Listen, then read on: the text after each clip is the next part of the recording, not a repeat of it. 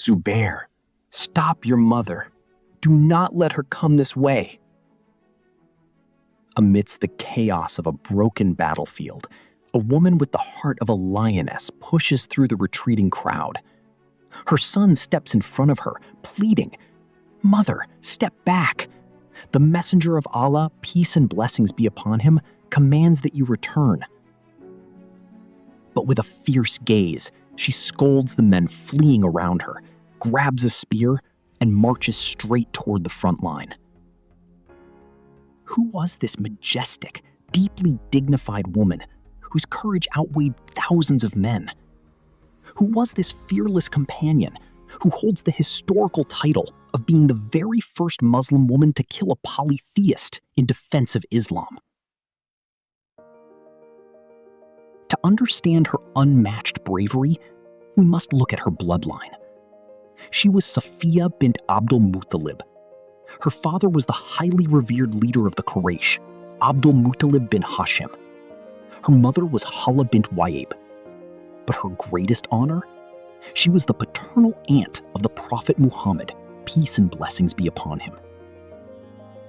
Her first husband passed away, and she later married Awwam bin Khuwailid, the brother of the first mother of the believers, Khadijah bint Khuwailid. From this union came her legendary son, the great companion of the Prophet, Zubair bin Awwam. With such a towering lineage of faith, honor, and nobility, her story is one that leaves history entirely astounded.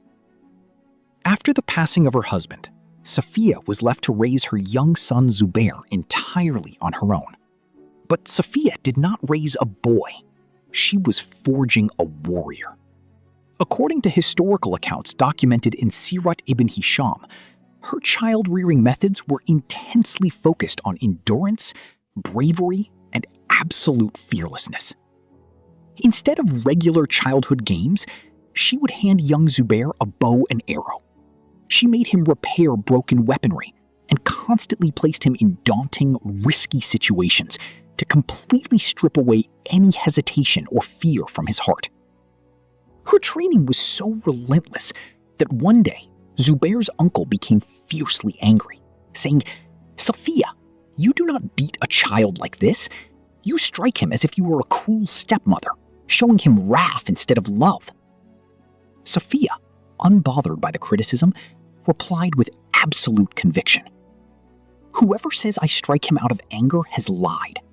I only discipline him so that he becomes sharp, intelligent, and strong enough to defeat armies and return with the spoils of war." And history proved her right. Zubair grew up to be known as the disciple of the Prophet.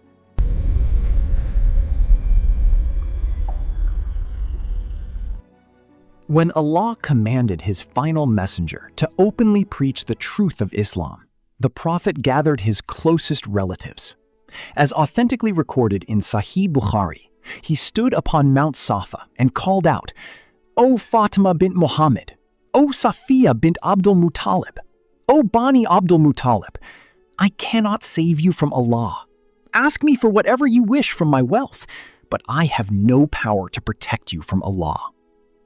Upon hearing the call to absolute monotheism, Safiyyah did not hesitate.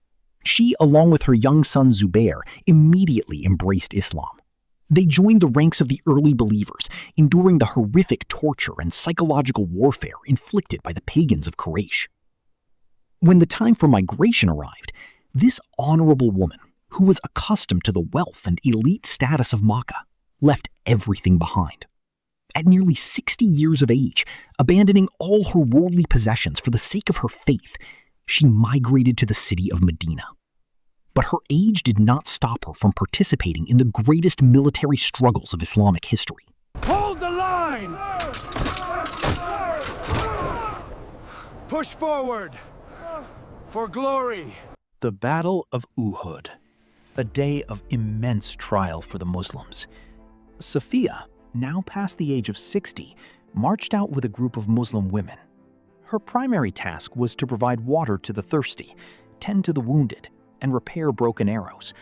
But her true intent was to keep her eyes on the battlefield, watching over her nephew, the Prophet Muhammad, her brother Hamza, and her son Zubair. As detailed in Al-Rahiq al-Maktoum, the Sealed Nectar, a moment of tragic confusion struck. Rumors spread, ranks broke, and many Muslims began to flee, leaving the Prophet dangerously exposed. Seeing this, Safiyyah's blood boiled. She threw down her water skin. Like a fiercely protective lioness, seeing her cubs threatened, she lunged forward. Snatching a spear from the hand of a fleeing man, she pierced through the chaotic crowd, striking with the weapon and roaring at the retreating soldiers. "Woe to you! Are you abandoning the messenger of Allah?" Seeing her charging into the deadliest part of the battlefield, the Prophet feared for her. He knew that her beloved brother, Hamza bin Abdul Muttalib, the Lion of Allah, had been martyred and his body brutally mutilated by the enemy. "Zubair, stop your mother," the Prophet ordered. Zubair rushed to her, saying, "Mother, the Prophet commands you to turn back." She looked at her son and said, "Why? I have already been informed that my brother's body has been mutilated, but this was in the path of Allah. I am satisfied with Allah's decree. By Allah, I will be patient and seek my reward from Him alone." When the Prophet heard of her unshakable faith, he said, "Let her go." She approached the torn body of her brother. She did not wail. She did not scream. She simply looked at him, prayed for his forgiveness, and recited, "Inna lillahi wa inna ilayhi raji'un." To Allah we belong, and to Him we return. If her bravery at Uhud was astonishing, her actions during the Battle of the Khandaq, the trench, are entirely legendary. During this battle, Medina was besieged by an army of 10,000 pagans. The Prophet had placed the women and children inside the fortress of Hassan bin Thabit, the most secure stronghold in Medina, while all the men were miles away, manning the trench. However, a terrifying betrayal occurred. The Jewish tribe of Banu Qurayza, who lived inside Medina, broke their peace treaty with the Prophet. Suddenly, the fortress holding the women and children was completely vulnerable to an attack from within the city. There was not a single Muslim soldier available to protect them. In the dead of night, as recorded in the historical texts of Sirat ibn Hisham, Safiyyah noticed a dark figure creeping around the walls of the fortress. She pressed her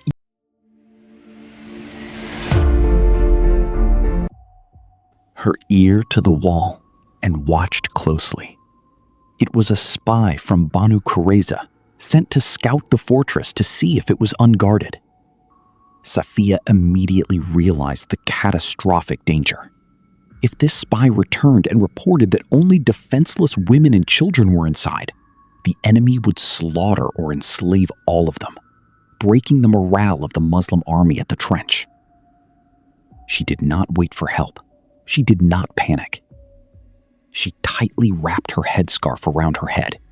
She tied her garment securely around her waist. She walked over to a heavy tent pole, gripped it firmly in her hands, and silently crept down to the fortress gates. With the utmost stealth, she waited by the cracks of the door. As the spy moved into striking distance, certain he was unobserved, Safiyyah burst forward.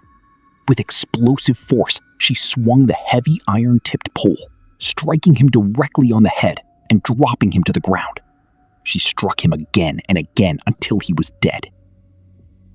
Knowing the psychological warfare of the enemy, she took a knife, severed the spy's head, and hurled it over the fortress walls. The severed head rolled down the hill, stopping directly at the feet of the other spies waiting in the darkness below. Seeing the decapitated head of their comrade, terror struck the hearts of the enemy. They whispered to each other, "We knew Muhammad would never leave the women and children without heavily armed guards." Terrified, they retreated into the night, abandoning their plans to attack the fortress. A massacre of the Muslim families was prevented, entirely by the hands of a 60-year-old woman. May Allah be profoundly pleased with Safiyyah bint Abdul Muttalib.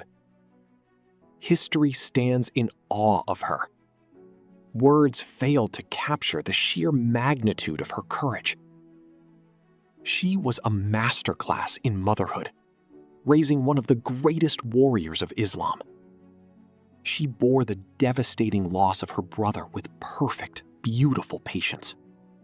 And when the lives of the innocent were threatened in the darkest of nights, she became the shield of the believers, becoming the first Muslim woman in history to slay an enemy in combat.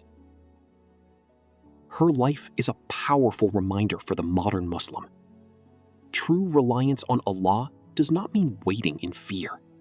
It means taking bold, righteous action with absolute faith. Whether it is raising a righteous generation, standing firm during immense grief, or defending the truth against all odds. The legacy of Hazrat Safiyyah teaches us that courage has no age, and true honor belongs to those who dedicate their lives entirely to Allah. Inna lillahi wa inna ilahi raji'un.